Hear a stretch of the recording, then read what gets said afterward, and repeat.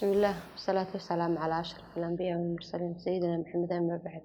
السلام عليكم ورحمة الله تعالى وبركاته. مقعي وابرواق أحمد عبد الرحمن waxaan ka tirsanaytiin fahamta jira consultant haddii allaha awoodda leh idmo waxaan kula wadaagi doonaa halkan xalqado yar oo dhowr oo ku saabsan xisaabaadka iyo wuxuu yahay waxaan kula wadaagi doonaa wuxuu yahay xisaabaadku waxa uu yahay xisaabiye iyo waxa uu yahay xisaabiyaha wanaagsan. waxaan la wadaagi doonaa astaamaha uu leeyahay xisaabiyaha wanaagsan. waxaan la wadaagi doonaa xirfadaha lagu xusho ama lagu soo qaato xisaabiyaha wanaagsan marka la qabanayo shaqada xisaabaadka. shaqada loo baahan yahay ama xirfadda looga baahan yahay qofka ama aqoonta looga baahan yahay inuu leeyahay ayaan la wadaagi doonaa. waxaan la wadaagi doonaa caqabadaha ka hor yimaada ama uu la kulmo ama intuu shaqada ku guda jiro soo wajaha xisaabiyaha wanaagsan. waxaan la wadaagi doonaa isbarbardhig xisaabaadkii hore ee gacanta lagu qori jiray xisaabaadka dambe ee kombiyuutarku qabto.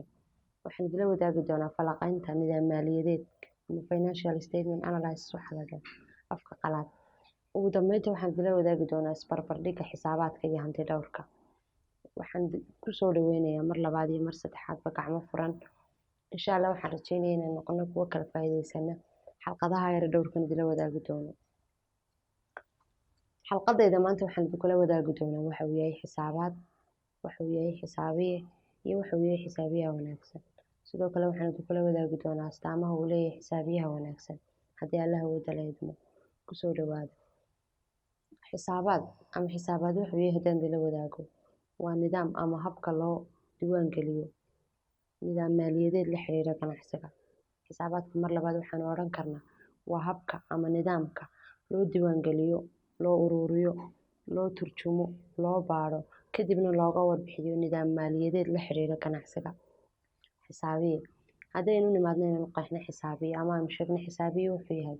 xisaabiye waxa weeyaan xisaabaadkan soo sheegnay qofka qabanaya oo qofka loogu talagalay inuu qabto ama loo tababaro inuu qabto, inuu baaro, inuu turjumo, inuu diiwaan geliyo kabacdina ka warbixiyo nidaam maaliyadeedka la xiriira ganacsi, shirkad, hay'ad ama urur. xisaabiye wuxuu noqon karaa qofka shaqeeya shirkad weyn ama shirkad yar taasoo leh waaxda xisaabinta gudaha. xisaabiye wuxuu noqon karaa xirfadle qabta hawsha xisaabaadka sida hanti dhawrka ama dhaqaalaha ama hawsha duubo, diiwaan geliyo, ururiyo, baaro, turjumo kana warbixiyo nidaam maaliyadeedka xisaabaadka. xisaabiyaha wanaagsan.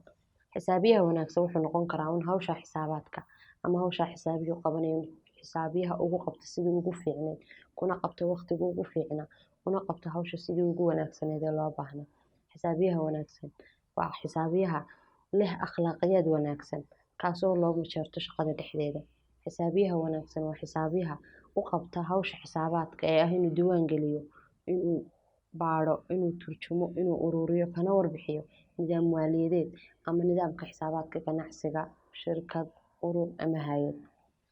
waxaa jira astaamo uu leeyahay ama lagu garto ama badanaa astaamo lasoo ururiyo qofka internally lagu garto inuu yahay xisaabiyaha wanaagsan. xisaabiyaha wanaagsan astaamaha uu leeyahay waxaa ka mid ah xisaabiyaha wanaagsan waxa uu leeyahay dhaqan wanaagsan intuu joogo shaqada iyo intuu bulshadiisa kale ku dhex jiro.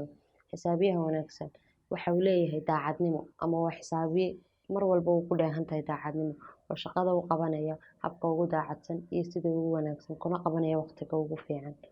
xisaabiyaha wanaagsan waa xisaabiyaha amaanada loo dhibo sidii loogu dhiibay uga soo baxa. xisaabiyaha wanaagsan waa xisaabiyaha amaanada ama shaqadii loo igmaday ee loo doortay sida ugu wanaagsan uga soo baxa. xisaabiyaha wanaagsan waa xisaabiyaha danta guud ilaaliya ama dan guud ilaalin ku jirto ama danta guud aan ka horeysin dantiisa ee danta guud ilaaliya. xisaabiyaha wanaagsan waa xisaabiyaha ay ka maran tahay danaysi ama aan ku jirin inuu danaysto ee danta guud iyo danta bulshada ama danta shirkadda ama danta hay'adda uu shaqeynayo ka horeysiya mar walba danaha kale. xisaabiyaha wanaagsan waa xisaabiyaha ilaaliya shaqada waqtigii loogu talagalayna ku ilaaliya hawsha loo igmadayna sidii loogu talagalay ka soo baxa. xisaabiyaha wanaagsan waa xisaabiye badanaa kan uu sheegay shaqadiisa. xisaabiyaha wanaagsan waa xisaabiye ku ilaaliya shaqada waqtigeedii. xisaabiyaha wanaagsan waa xisaabiye mas'uuliyad iska saara saxnaanta iyo ilaalinta shaqada. xisaabiyaha wanaagsan waa xisaabiye run sheega ama ka run sheega shaqadiisa una qabta sida ugu saxsan uguna daacadsan. xisaabiyaha wanaagsan waxaan oran karnaa waa xisaabiye ay ku jirto ama badanaa leh astaanta ah aqoon kororsi aqoon kororsi markaan leenahay aqoontu waa waxaan dhammaan maalinba maalinta ka dambeysa isbedelaysa oo isbedel cusub ku imanayo. Xisaabiyaha wanaagsan waa xisaabiyaha aqoontiisa aan meel ku joojin. Hadduu yahay xisaabiye ka baxay ee, shahaadada ugu hooseysa ee xisaabaadka haysta, ma aha xisaabiye ku joogsada shahaadada ugu hooseysa. Waa xisaabiye sii wada socdaalka ama sii wada joogteynta aqoon kororsigiisa. Xisaabiyaha wanaagsan waa xisaabiyaha barta inta uu hawsha hayo waxbarasho kororsi hawsha dhexdeeda ka faa'iida ama shirkadda, hay'adda ama kambaniga uu shaqaynayo. Xisaabiyaha wanaagsan waa xisaabiyaha sii wada aqoon kororsigiisa taasoo aan meel laba ku istaagin. Inaha waxay noogu eg xisaabinta, xisaabaadka, xisaabiyaha iyo xisaabiyaha wanaagsan. Sidoo kale astaamaha uu leeyahay xisaabiyaha wanaagsan. Halkaas ayay maanta inoogu joogi doontaa. Waxaan rajaynayaa xalqadda ku xigta inaan kaga hadli doono xirfadaha uu leeyahay xisaabiyaha wanaagsan. Aqoonta uu leeyahay ama aqoonta lagu xusho ama lagu majarto xisaabiyaha wanaagsan. Caqabadaha ka iman kara xisaabiyaha wanaagsan ama caqabadaha kusoo waajaha xisaabiyaha wanaagsan intuu ku guda jiro shaqadiisa. Maanta halkaas ay noogu joogin doontaa idamka alle. Intaan xalqadan ku xigta ku kulmi doono waxaan idinkaga tegayaa salaanta islaamka. Assalaamu calaykum waraxmatullaahi tacaala wabarakaatu.